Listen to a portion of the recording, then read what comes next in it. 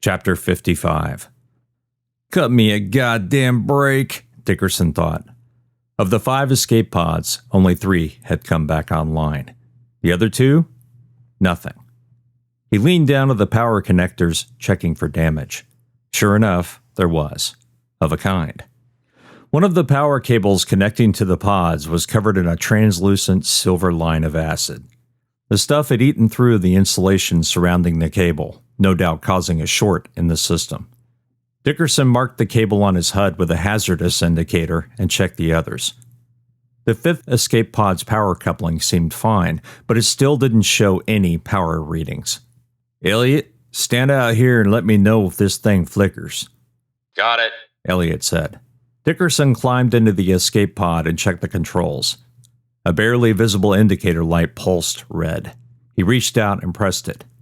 The manual controls HUD appeared, flickered, and then died. He cursed and tried again. The holographic HUD blinked into existence, but ghostly lines of static flickered across the readouts. He found the diagnostic button and touched it. The HUD disappeared, leaving a single line of text floating in the air. Running diagnostic. Dickerson activated his comms. Corporal, one of the dead pods is actually responding, but the block interface is fried. It's manual only and the controls are, well, a little damaged, I think. Kelly sighed. Okay, how damaged? Running a diagnostic. Assuming it finishes, I'll know.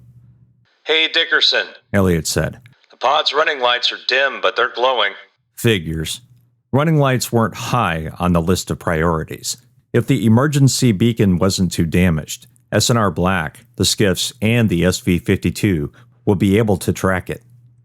He glared at the text still glowing in midair, willing it to finish its cycle.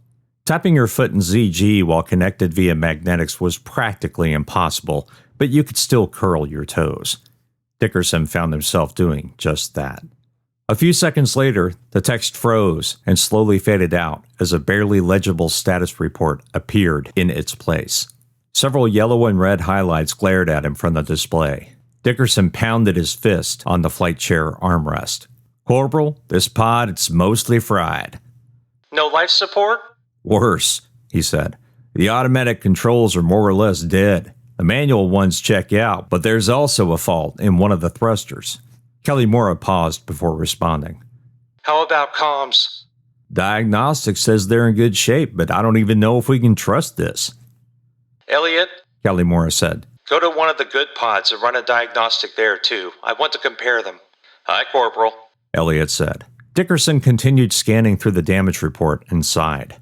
At least the damn thing had fuel. Not as though that was much of a surprise. The escape pods required very little in the way of actual propulsion. If Mira had power, the launchers would catapult the escape pods out into space with a charge of compressed gas. In doing so, the pods could accelerate away from the ship and slowly change their trajectory via thrusters. He was dubious they'd have much of a push into space. Each pod would quickly exhaust its fuel, leaving the occupants stuck on whatever trajectory they managed before going dry. He examined the fuel reports with a grim chuckle.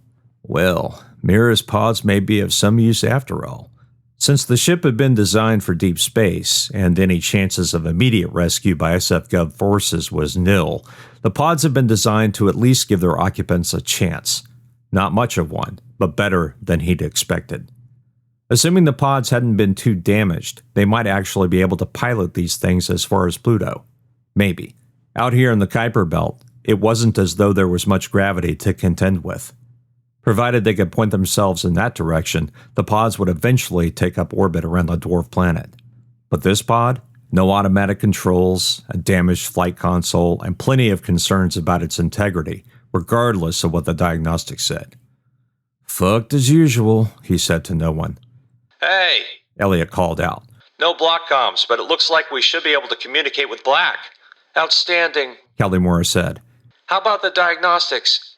I'll check the other 2, but looks like we're in good shape, Elliot said. Dickerson? Kelly Mora asked. What do you think? I think someone's getting the short end of the straw, he said. Whoever takes this one is going to need to be damned careful. She went silent for a moment. He knew what she was going to say before she said it. It was the exact same thing he'd have said if he were still a corporal. The damaged one is mine. Calimora said. Bullshit! Carb said. No arguments. Dickerson glared at the diagnostics, willing them to give him some idea of her chances. It was going to be a crapshoot. If Calimora took this pod, he reckoned her chances were 50-50 for finding a decent trajectory. Since they didn't even know where S&R Black was, that could mean flying in a direction that would require the ship to actually come and get her, or flying straight into the ship's hull. The other pods, with their working automatic controls, would thrust or brake depending on obstacles and other factors. Calimora would have to take care of that on her own. Fighting a sigh, Dickerson stood from the pod couch just as the ship quaked. The vibration made him sway on his magnetically locked feet. Whatever was happening to Mira was certainly tearing her apart. The quake stopped as suddenly as it had begun. God damn it! Elliot wheezed through the mic. What the hell are they doing out there? Guessing the tow isn't going well, Calimora said. All the more reason for us to get the hell out of here. Boss? Carb said. The tone of her voice chilled Dickerson's blood. What, Carb? Calimora asked. That hatch is open. Dickerson quickly exited the escape pod and looked at the far bulkhead. The hatch leading to the cargo bay had completely buckled, one side of it crumbling into flakes of metal, swirling toward the ceiling. He felt a vibration beneath his feet, followed by a series of impacts below the deck. Oh shit, Calimora said. Dickerson fixed his eyes on the widening hole where the hatch had been. Something long and black was making its way through the hole. Chapter 56. A brilliant cone of yellow and white light punctured the shadowy Kuiper belt. Even as his screens dimmed, he saw the skiff silhouetted behind the blast, looking like a tiny slit of darkness. Alarms filled his HUD, including a radiation warning. A moment later, a vibration rattled the SV-52 like an earthquake. "Motherfucker!" Talby yelled. He set the rear cam feed as the primary window on his HUD and slammed down the throttle, the SV-52 jerking backward as the thrusters engaged. "Copenhagen, turn the cannon, track our Marines." Aye, sir, she said. "Talby to done." Copy, Talby. We see it. Oaks is breaking off our attack. We'll be turning away from Mira and curving back to meet you. "Aye, sir. Did Gunny eject?" Dunn paused. Yes, he did. You might want to make him your first pickup. A cold chill ran down his spine. "Sir?" He's lost consciousness and his life signs are weak. Talby cursed. "Aye, sir. Talby out." He killed the forward thrusters, rotated to 52, and flew toward Gunny. Since he'd gone the farthest with the skiff, the sergeant had traveled at a positive vector with a negative lateral. In other words, from Talby's vantage point, Gunny was traveling up and away. The up was fast. The away was even faster. The skiff had been flying at 40 meters per second and picking up speed. Talby accelerated the SV-52 to 60 meters per second, all the while checking the positions of the other two Marines so he didn't collide with them. He passed both Wint and Murdoch. The pair had used their suit thrusters to slow down and link up. They would remain safe for a few minutes, he hoped. Talby's screens flickered, stabilized, and flickered again. A few lines of static broke over his view before disappearing. Interference wave? Some kind of shock wave? He didn't know. Shit, how the hell could he? Finally nearing the sergeant, he slowed the SV-52 as quickly as he could. "Copenhagen?" Aye, sir. I've got the tether ready. He grinned. The deep steel in her voice told him she was ready to save her sergeant, and damned confident she was going to do it. Yep, field promotion was definitely in her future. "I'm going to pull up in front of him, fire the net, and we'll slowly reel him in. I want him stable so we can get back to Black in a flash." Talby checked his speed and position. "Here we go." Gunny's combat suit beacon blinked white and yellow, but from the way the lights pulsed and moved, he knew the sergeant was in an uncontrolled spin. He slowed until the SV-52 nearly matched the unconscious Marine's velocity. The SV-52's starboard floods caught sight of the suit. Gunny was, in fact, tumbling and spinning, just as Mira had been when they reached the derelict what felt like 1,000 years ago. He pushed the thought from his mind and focused. He nudged the thrusters, a bare puff of gas adding 1 more meter per second. Just enough to... "Clear," he said. Copy, Copenhagen answered. The tether net shot from the support vehicle's belly. She aimed perfectly. The tethered projectile opened like a flower just before it hit Gunny. The unconscious sergeant spun into the net, the skein closing in on him, spinning and tumbling with him at first before slowing him to match the SV-52's attitude. Secure, sir. S&R Black had already made her turn. Oakes must have pushed the thrusters to the limit, he thought. Talby knew that even now, the captain and Lieutenant Noble would be preparing the cargo bay for their arrival, and unloading Gunny wasn't going to be fun. Not only did Talby have to shoot back to S&R Black as quickly as possible, but once the unconscious Marine was aboard, he had to turn around with what fuel he had and retrieve both Wendt and Murdoch. Sir? Copenhaver said. Yes, Private? She sounded timid, a little fearful. What about the beacon, sir? Yes, what about the beacon? It was currently spinning off into the Kuiper Belt, presumably still attached to the skiff. He had another thought that chilled him. What if it had come loose from the skiff? How the hell would they even find it? One thing at a time, he said with a wince. He knew that sounded ridiculous. Hell, it did even to his own ears. The more he thought about it, though, it was a good question. He was damn glad he didn't have to answer it, though. That was Dunn's job, and Talby didn't envy the captain in making that decision.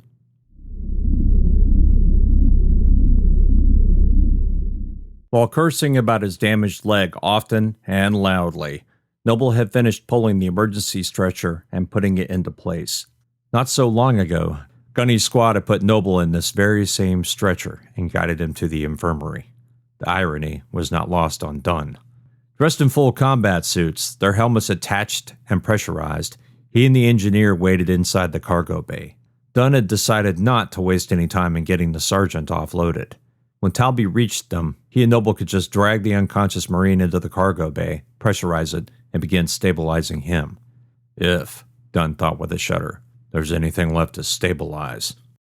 The beacon flash had been as destructive and powerful as the last time it had erupted, but thankfully, the burst had once again not been aimed in their direction. The majority of the lethal radiation had gone off into the deep Kuiper Belt, headed for infinity. And that was the problem. As soon as they detected the beacon's emissions, he'd watched the cam feeds to see what the creatures would do. They did nothing. The pine cones had once again stitched themselves together in a massive wall, more or less cutting off Mira's aft section from ingress. Well, that was if you consider the fractured hull an ingress. He'd seen a few starfish clusters moving around on top of Mira's hull, but they hadn't yet attacked, and the new arrivals, they had more or less disappeared. That fact alone was enough to unnerve him.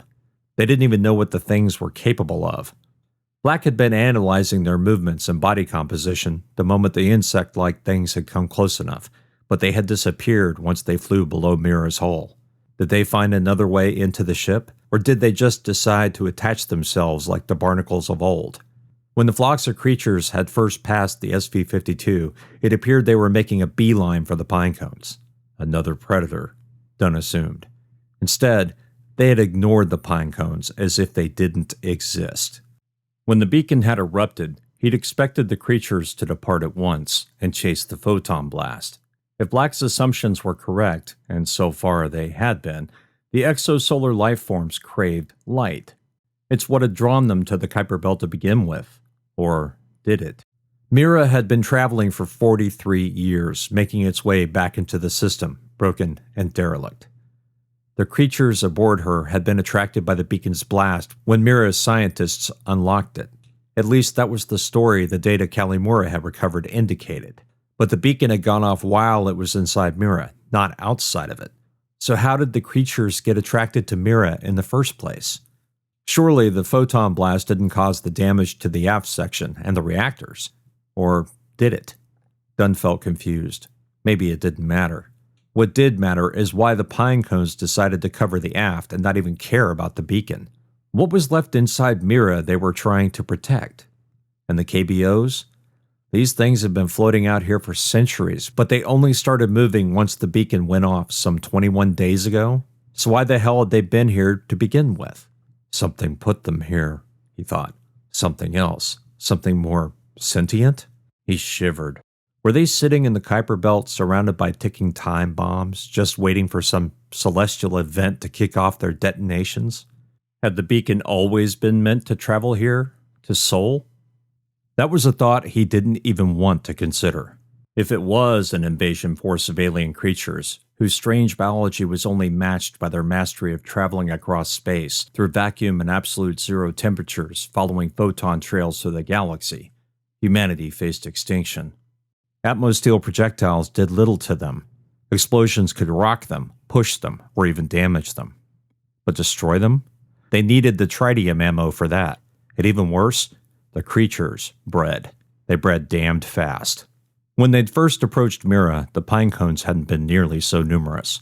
There hadn't been what seemed like millions of the fucking things covering the ship. Now, they were packed densely enough to create a 10-meter-thick wall around Mira's exposed aft section. Their predator, the starfish things, they'd all but disappeared. What were they waiting for? And what about the new creatures? None of it made sense. None of it made any damned sense. All of them, every single one of them, should have been chasing the beacon. Instead, they remained with Mira. Something else was aboard her. Dunn didn't even want to hazard a guess at what that might be. He opened the connection to Black. Yes, Captain. Why aren't they following the beacon? Dunn asked. Black had obviously already been thinking about this because the response was near instantaneous. I estimate it is due to residual radiation inside Mira that the beacon has left in its wake. It has been inside the ship for 43 years. We still don't know how many times it has pulsed since it began its journey back to Sol System. Residual? Wouldn't we have picked it up? Black paused for a few heartbeats. Captain, in light of all we have seen, all the seeming impossibilities, isn't it possible they're radiating energy we can't even detect? Or in a wavelength that our hulls and suits easily reflect? Bullshit, Dunn said aloud. If she'd had the ability, he was pretty sure she would have sighed. Let's try again. No, Black, he thought. I understand what you're saying, I just don't believe it. So what the hell do we do now? Dunn's HUD lit with an alert. The cargo bay was about to open. Talby had reached the ship. He walked to the side of the cargo bay door, Noble on the other side of him. Tethers locked, magnetics on. They were ready. When the AI spoke again, she sounded flustered. Do what you've wanted to do for hours. He grinned. Blow it up? Yes, Captain. After we retrieve the beacon, we destroy Mira. Sounded like a damned good idea to him. He killed the connection as the cargo bay doors opened. The SV-52 hovered before them, its floodlights dimmed so as not to blind Dunn or Noble. The net shrouded a rag-doll figure inside of the mesh. He and Noble reached forward and enabled their magnetic gloves, the bundle of netting immediately locking to their hands. Talby disengaged the net and moved the SV-52 away from the cargo bay at the same instant. Dunn and Noble pulled the net in and closed the cargo bay doors. While the cargo bay pressurized, Dunn opened the comms. Talby, can you bring back Went and Murdoch at the same time? Aye, sir. They were already locked together. Shouldn't be any problem at all. Good, Dunn said. Out. The pressure lights turned green. He connected to Gunny's suit. The sergeant's BP was very low and his pulse erratic. He sent a command to the suit and its seals popped. Noble went for the helmet while Dunn went for the chest. He unfastened the suit's armor plating as well as the environmental shielding and winced. Blood stained Gunny's moist undershirt. Oh, Void wept, Noble said. Dunn turned to him and shuddered. Noble had removed the visor and helmet, revealing the slack-faced Marine and an eyeball dangling down in a dried river of blood on the left cheek. Do the best you can, he said, and split the undershirt with his knife. He couldn't help but wince again. One of Gunny's ribs had broken through the skin. Well, broken was the wrong word. Shattered was more like it. Chips of bone perforated the flesh like teeth. Autodoc, now! Aye, sir. He and Noble stood from their crouches. Now they'd made sure he wasn't going to bleed out, it was time to get him to the dock. But Dunn wasn't sure it'd be enough. Not this time.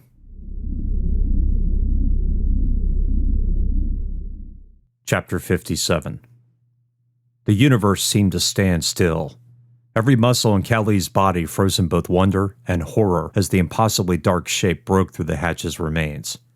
At first, she thought it was a cable dislodged by the shipquakes. Until, it began swaying back and forth almost as if tasting the vacuum. The tapered end slammed down on the deck, layers of nearly imperceptible cilia rippling on its surface. Another appendage appeared, a strange glow radiating around it. Starfish! Carb yelled. The sound of her voice broke Kelly's fugue. Get in the pods, now! Kelly raised her rifle and fired at the creature as it dragged itself through the large rectangular hatch. The flechette round had little time to engage its propellant before striking the alien flesh. She immediately turned and leaped from the deck in the direction of the escape pods. Elliot and Carb had already dived into two of them. Dickerson stood by the damaged but still functional pod, his rifle aimed down the corridor at the broken hatch. Kelly growled over the comms. Get moving, Dickerson, now! As she reached the pods, Dickerson grabbed her left arm and swung her into the remaining, undamaged pod. Kelly yelled in surprise and banged into the pod's rear, her visor crunching into the Atmos steel. She turned to try and get out of the pod, but its door had already descended, trapping her inside. The escape pod's HUD came to life, a view of the corridor appearing before her. She couldn't see Dickerson, but she could see what was coming out of the vent. She activated the pod's magnetic harness and stuck fast to the acceleration couch, but that didn't stop her from shaking.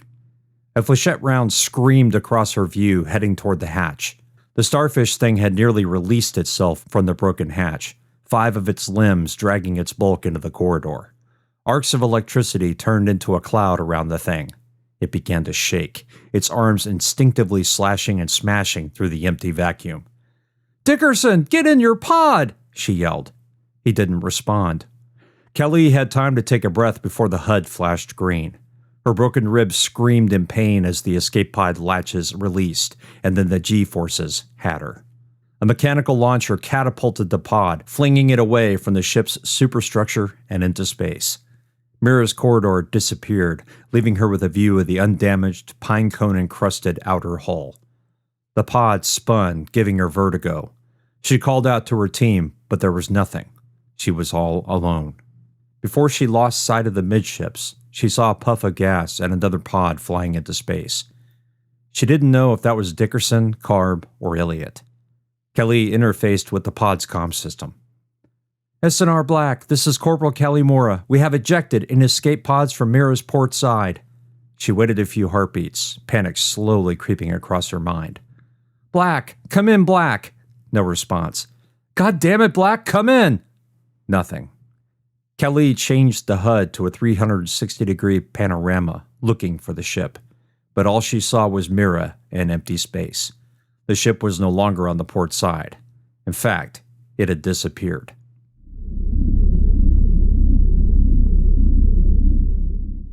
Dickerson watched the thing free itself from the hatch. Flashing red radiation alerts lit his HUD as it entered the corridor. He fired 3 more flechette rounds at the thing, turned, and pushed himself into the escape pod. He hit the close button on the console, and the door slid down, blocking his view of the corridor beyond. The HUD, dimly lit and streaked with static, presented a shattered view of the corridor beyond. He reached to buckle into the acceleration couch and froze. The starfish thing that had emerged from the hatch moved toward him through the vacuum, its arms spreading like a blossoming flower before retracting and starting the process again. Behind it, hundreds of smaller creatures followed in its wake. Dickerson reached forward and pounded his fist on the launch button. The HUD disappeared completely as the G-force knocked him backward. Cursing, he punched the manual control switch, and a portion of metal slid aside, providing him a small porthole. Dickerson's mouth dropped open in awe as he hurled away from Mira. The 5 escape pod berths crumbled into shreds of metal as a swarm of the starfish things punched through the hull and into space. The HUD flickered back into existence, most of the icons showing systems offline. He tried to activate the radar and navigational systems. No go. The diagnostics had told him that was the case, but he'd still held out hope. He turned his attention back to the tiny viewport. The monstrous Mira seemed to move further and further away as the pod accelerated. Without the automated systems, he'd have little warning before smashing into S&R Black or debris. He kept waiting for one of the alarms to pop up on the damaged HUD, but there was nothing. S&R Black was no longer in position. Dickerson brought up the diagnostics, checking to ensure the pod's beacon was operational. At least that's working, he said. The viewport window darkened. Dickerson flipped his attention away from the HUD, eyes growing wide. The swarm of creatures escaping Mira's hull were following the pod. No, not following, pursuing. The largest of the starfish creatures streaked toward him, its arms pointed at the pod like teeth. The pod had no weapons, no evasive maneuvering, nothing. Dickerson braced himself for impact and watched in helpless fascination as the multi-armed thing approached at suicidal speed.